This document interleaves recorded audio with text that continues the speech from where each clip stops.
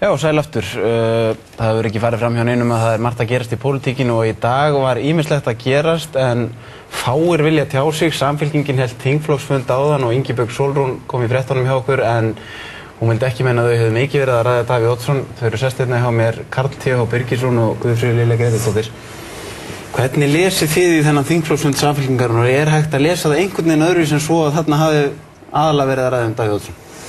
Ég hefði ekki bara verið að ræða Davíð því að það fleiri sem þarf að ræða þessa dagana en ég hugsa að undirliggjandi umræðuefni hafi verið nauðsyn þess að ríkisstjórn, Seðlabanki og allir þeir aðrir sem að taka þátt í daglegu efnahagsstjórn í landinu að þeir séu samstíga og að milli þeirra ríki traust og það er okkur bráð nauðsynlegt næstu vikurnar í því ástandi sem við erum að fara í gegnum og ég hygg að þingflokkur Samfylkingarinnar hafi talið nokkra nauðsyn að ræða það mál, hvort að traust væri fyrir hendi og hvernig ætti að taka á því. Og ræðan í morgun gaf nú aldeilis tilefni til þess. Hvernig lest þú í það, Guðfríður? Já, ég held nú að þingflokkur Samfylkingarinnar ætti bara að segja fólki hreinskilnislega frá því hvað þau voru að ræða í raun og veru. Og þannig að það sem hefur vantað hér upp á allar síðustu vikur og rauninni mánuði að stjórnvöld segja okkur hreinskilnislega frá því sem að gerast og það sem að fara fram á bak við luktar dyr. Það augljóst að þessi ræða Davíðs í morgun vakti úlfúð. Já, ég meina hvað liggur fyrir, stjórnvöld öll, ríkisstjórnin þar á meðal, svo sannarlega, það allir að keppast við að firra sig ábyrgð.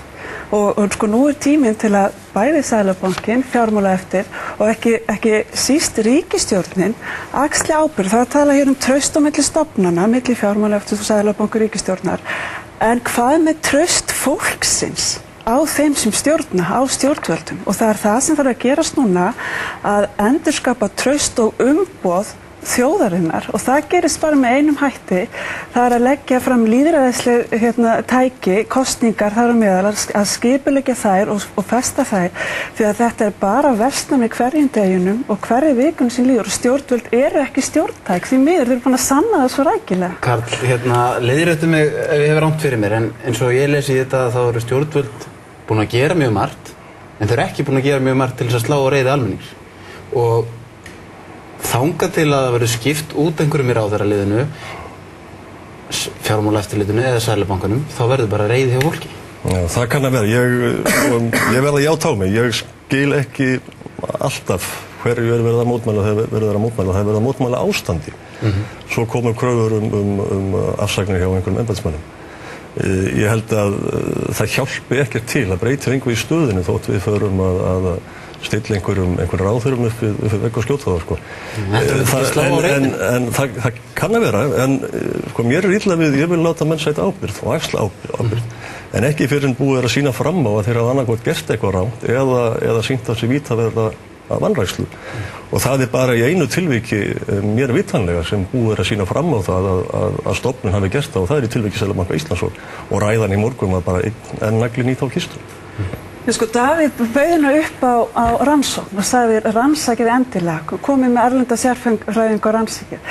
Þessi ríkisstjórn hefur ekki einu sinni geta gengið frá því að hér verði velt yfir hverjum steini svo margbúið að tala Það gerist ekki neitt í því.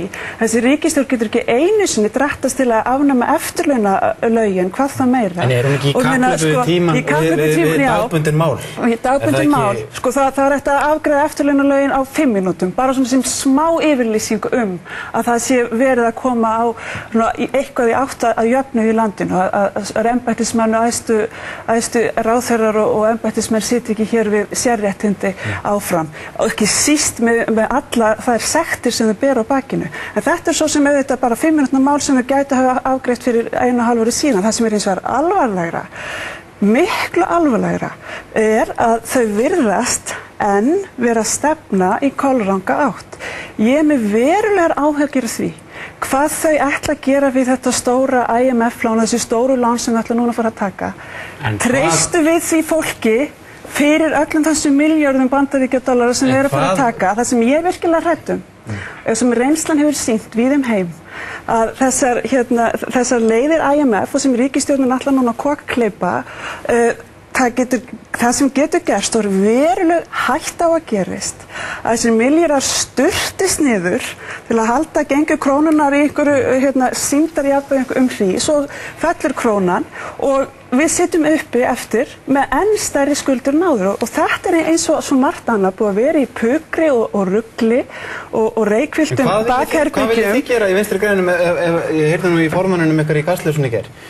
Hvað viljið þið gera? Viljið þið að við segjum okkur úr alþjóðasamfélaginu ef það er ljóst að EES-samningurinn væri í uppnámi, meira að segja að Rússar myndi ekki styðja okkur ef við myndum ekki leysa þessa Icesave-deil? Það er enginn að tala að segja okkur úr alþjóðasamfélaginu. Það sem ég myndi gera strax á morgun er að lækka vexti vegna þess að atvinnulífið í landinu og heimilin í landinu verða að geta ráðið fram úr sínum vanda. Það gera þið ekki með því að þessari IMF-leið og ríkisstjórnarleið með því að halda vöxtum svona háum. Ertu ekki sammála þessu? Nei, ég er ekki sammála þessu því að ég held að þetta sé eina færa leiðin til að koma hér á aftur á gjaldeyrisviðskiptum. Stóra kreppan sem við erum við að stríða núna er ekki endilega bankakreppa, hún er gjaldeyriskreppa. Það er ekki eðlileg viðskipti með krónuna, það veit ekki hvað krónan kostar og þetta er eina leiðin til að koma hér aftur á gjaldeyrisviðskiptum þannig að atvinnulífið og heimilin hafi þá eitthvað í hendir einhverja stærfi sem hægt þá að byggja á. En ég er sammála hitt. Hér eru að minnsta kosti þrennt ef ekki fennt sem þarf að gerast á næstu vikum. Fyrir utan þetta. Það þarf að afnema þessi eftirlaunalög. Því er haldið fram að þau brjóti gegn eignarrétti manna. Ég er á því að það ég láta það reyna, afnema þau og láta síðan fyrsta smámenni fara í mál sem vill sækja það mál. En hvað segið þið mér Í öðru lagi þarf að eftir að Sjálfstæðisflokkurinn og Framsóknarflokkurinn hafa tekið upp á stefnu að hér verði gengið til aðildarviðræðna við ESB, þá þarf að búa til kosningar til að stjórnmálaflokkarnir geti sótt sér umboð til fólks í landinu til að fara í þann leiðangur. En hvað segið þið mér möguleikann á að frysta verðtrygginguna? Af því að nú sagði Ingibjörg Sólrún ef ég man rétt á blaðamannafundinum að það myndi ekki skila neina því íbúðalánasjóður eru svo skuldugur. En er ekki miklu betra að skuldsetja ríkissjóð heldur en að skuldsetja heimilin? Já, þetta er alltaf sömu peningarnir. En er ekki samt miklu betra að búa í skuldsettu landi heldur en að búa í landi með mjög mörg skuldsett heimili? Það, eftir hvern á það er litið. Einhvers staðar verður íbúðalánasjóður að fá sína peninga og hann fær þá ekki nema hjá einum sem eru skattgreiðendur. Og það er bara spurningur reikningsdæmi, hvort er betra að við tökum á okkur skellin seinna, núna og með hvað heitt það er gert og hvernig það dreifist. Ögmundur Jónasson var að leggja fram þingmál fyrir Alþingi ásamt öðrum þingmönnum Vinstri grænna sem að segja til að með ekki vera hærri vextir af verðtryggðum lánum heldur en 2%. Það er skref í stóra og góða átt hvað þetta varðar. Það er skref inn í sovjískt hagkerfi að fara að lögfesta vexti. Málið er það. Hvernig léttum við greiðslubyrði af fólki og heimilum og fyrirtækjum? Það er algjört úrslita atriði núna vegna þess að ef þetta keyrir allt í gjaldþrot, þá fyrst eru við svakalegri kreppu. Býttu við. Það sem hefur sannað sig víða heim er að þessi leið IMF og ríkisstjórnar núna getur haft hrikalegar afleiðingar. Það er staðreynd og það þarf að ræða.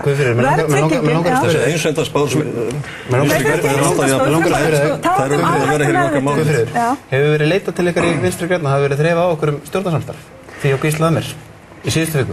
Já, það er náttúrulega bara það er svo margt ólöst í stöðunni. Það eru allskyns kjafta sér í gangi og allskyns... Hafið þið fengið meldingar frá Samfylkingunni til dæmis? Já, ég veit ekki hvort að segja höfum fengið meldingar en fólk er bara að spyrja hvert stefnir. Ég held að allir sé að tala við alla en það sem okkar stefna er mjög skýr. Það verður að boða til kosninga. Við förum ekki í ríkisstjórn að verða boðið til kosninga til þess að fólk fá að endurnýja umboð til stjórnmálamanna og þeirra stefnu sem það vil taka. Mér er sagt, ég er komin á svartan lista hjá Stöð 2 því ég er komin svo langt fram með þetta tíma. Ég þakka ykkur fyrir komin á Stöð 2.